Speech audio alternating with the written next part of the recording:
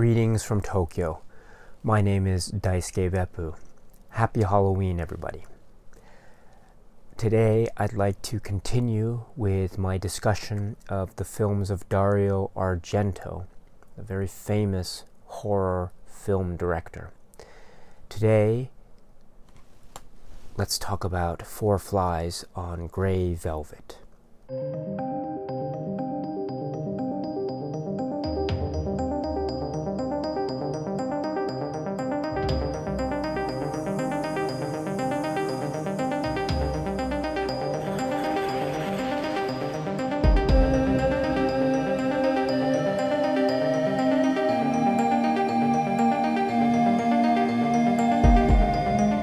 I'm going to talk about spoilers, by the way, so if you're wary about spoilers, just turn off this video right now and you can come back after you've seen the film.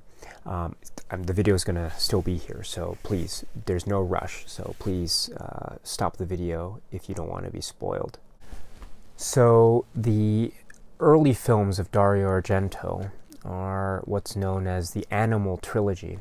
And the reason why it's called the Animal Trilogy is that each of these films in this trilogy has a title which contains the word of an animal. So the first film in the trilogy is The Bird with the Crystal Plumage. The next film in the trilogy is The Cat O' Nine Tails. And the third film in the trilogy is this, Four Flies on Grey Velvet from 1971. There is, as far as I can tell, no narrative connection among these three films. So they are just loosely associated in this Animal Trilogy nomenclature.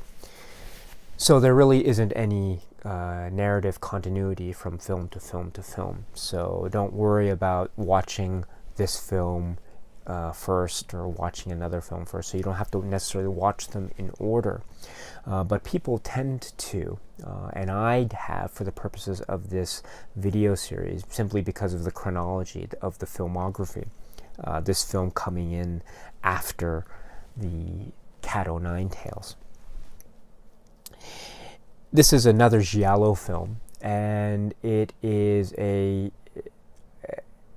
it's a bit of an interesting giallo film in the sense that we're talking about another American who is in Italy, and he is set up or framed for a murder that he is shown to have committed, because there's a really intricate plot set up involving him being followed by this mysterious man, and he confronts this man, but then through a bit of an accident, he accidentally stabs this man with a knife, but at the moment of him stabbing this man with a knife, he is photographed.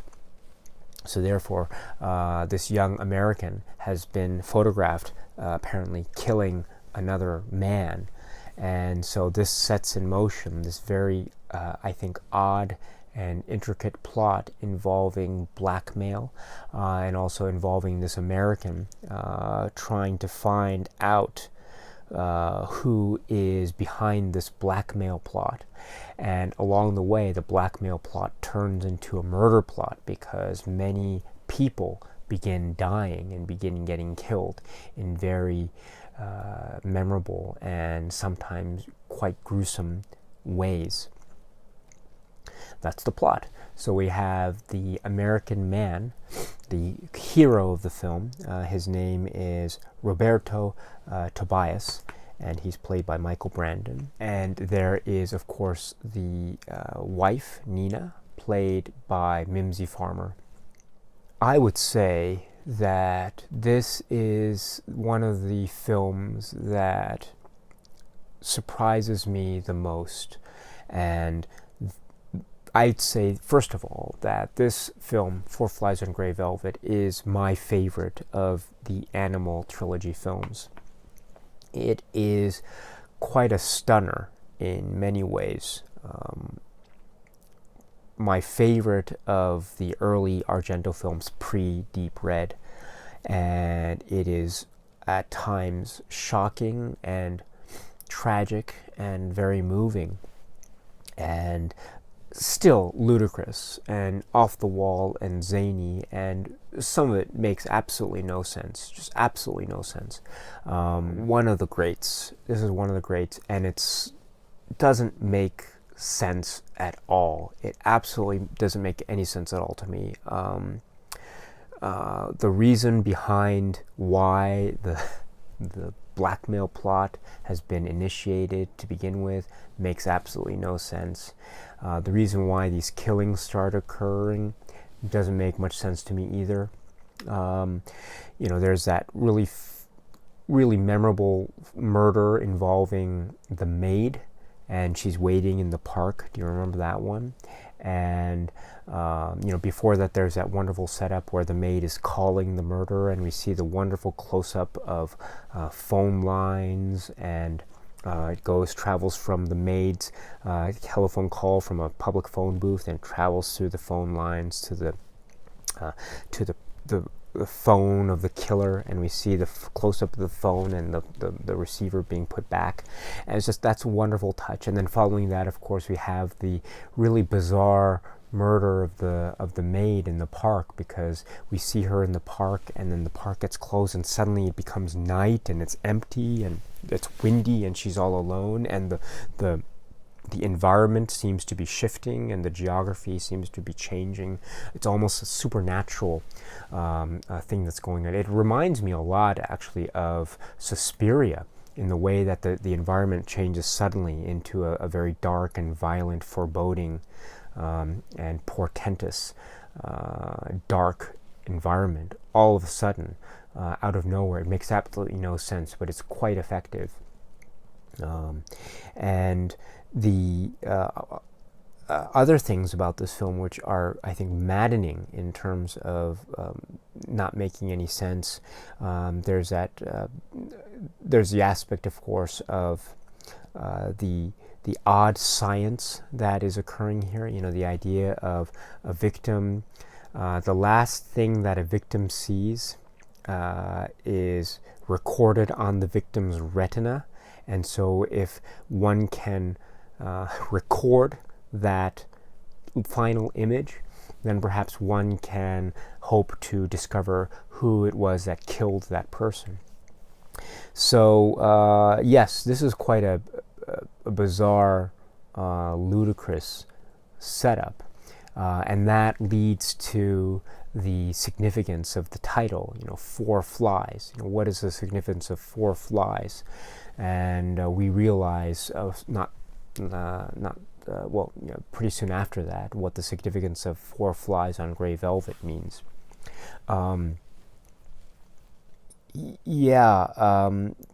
This has some other quite bizarre elements, in my opinion.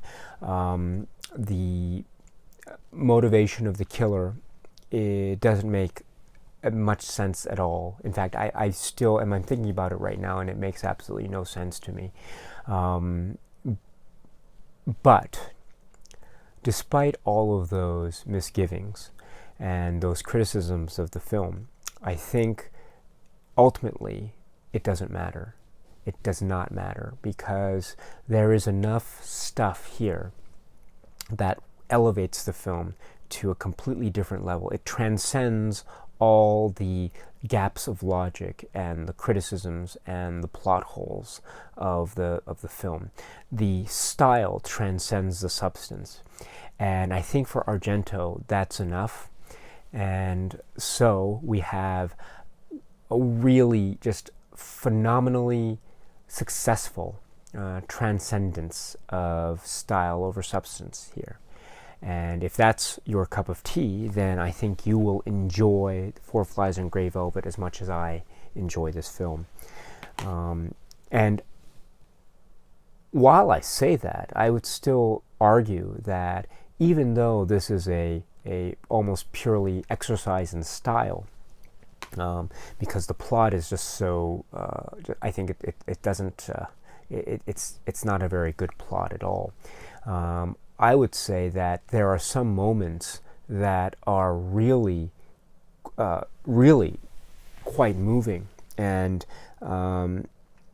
the I think the most memorable part, or one of the most memorable parts of this film, in fact, involved the private investigator, played by Jean-Pierre Mariel. His character of this private detective is really one of the most memorable characters in all of Argento's films, because if you recall, he's the one who is saying how he always gets all of his cases wrong. He never had a successful case before, but he's saying that because of his long streak, his losing streak is so long, it's bound to break one of these days.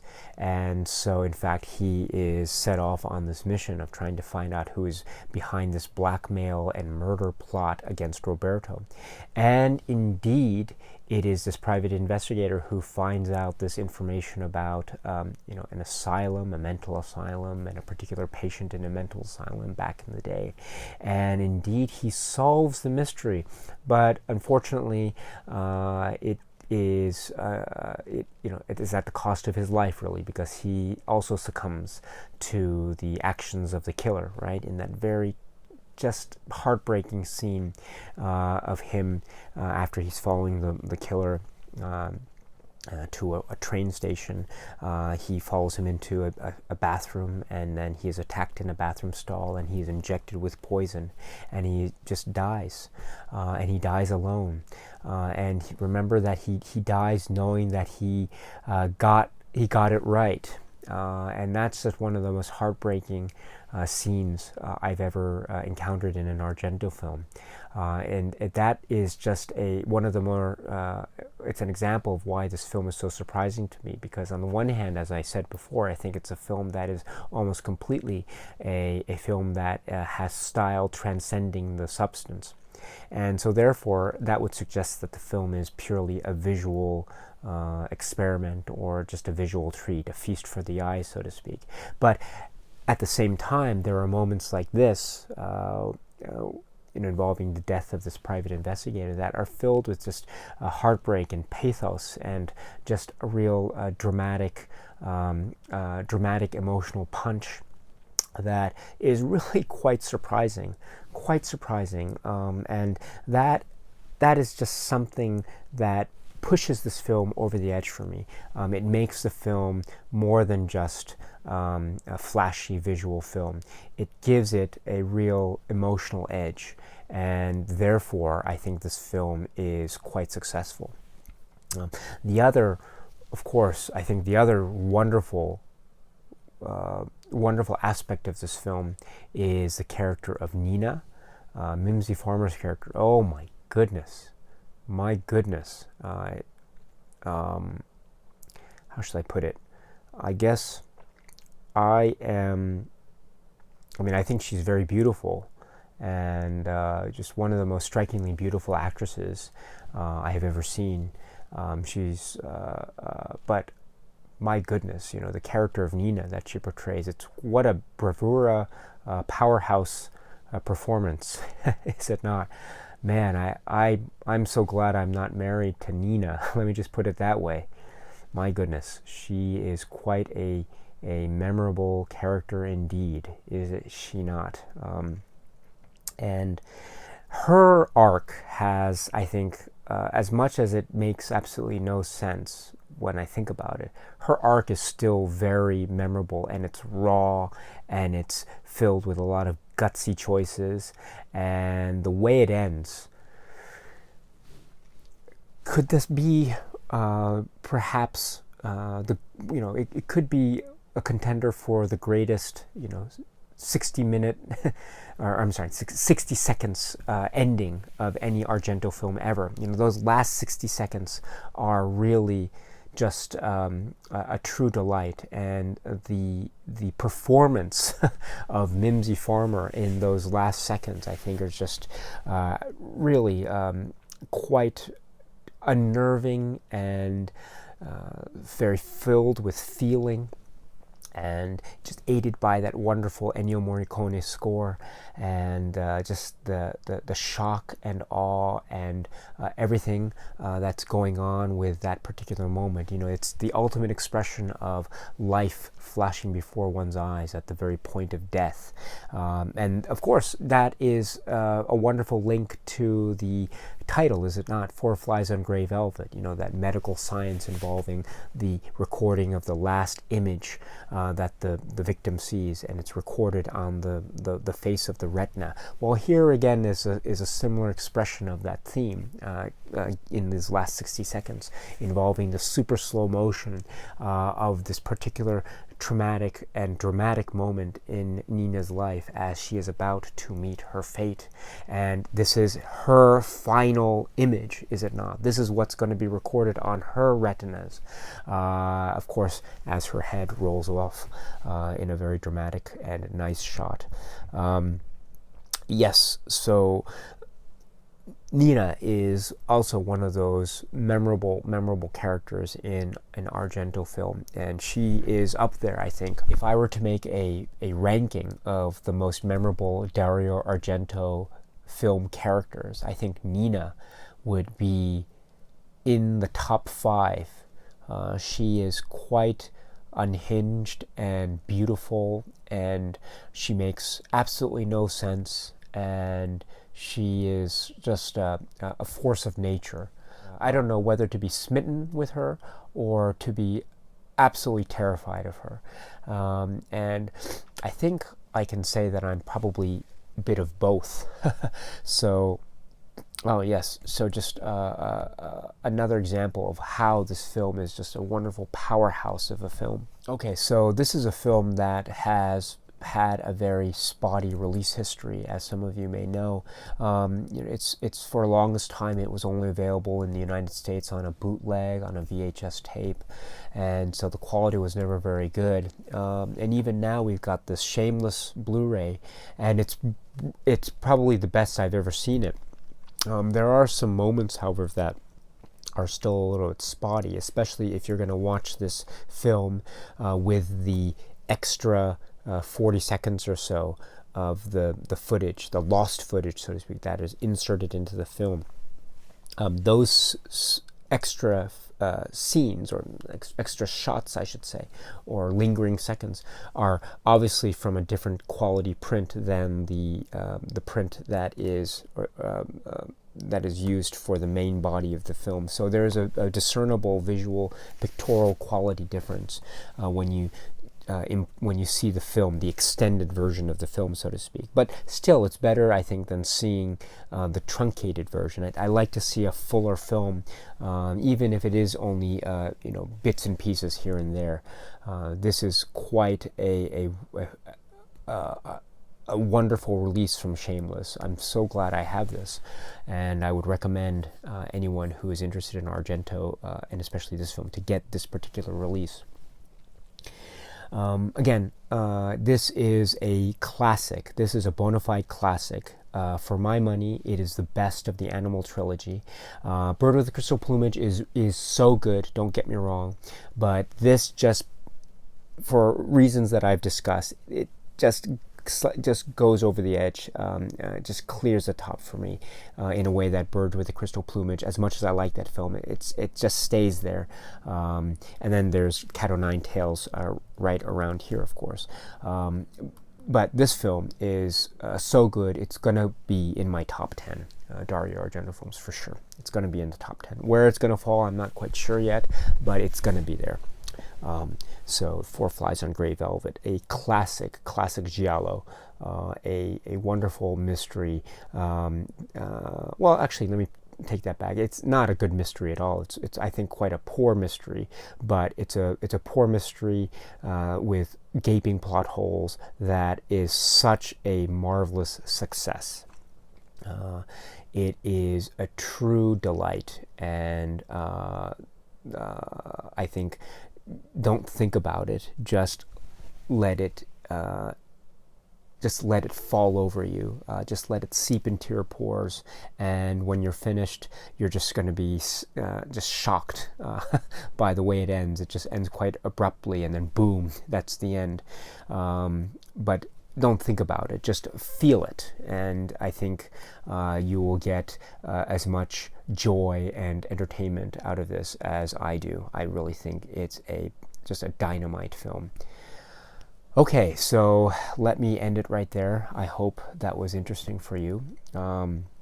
If you have any questions or comments about Four Flies on Grey Velvet, please, you can leave them below. I'd be very happy to engage with you and to try to address your comments or questions to the best of my ability.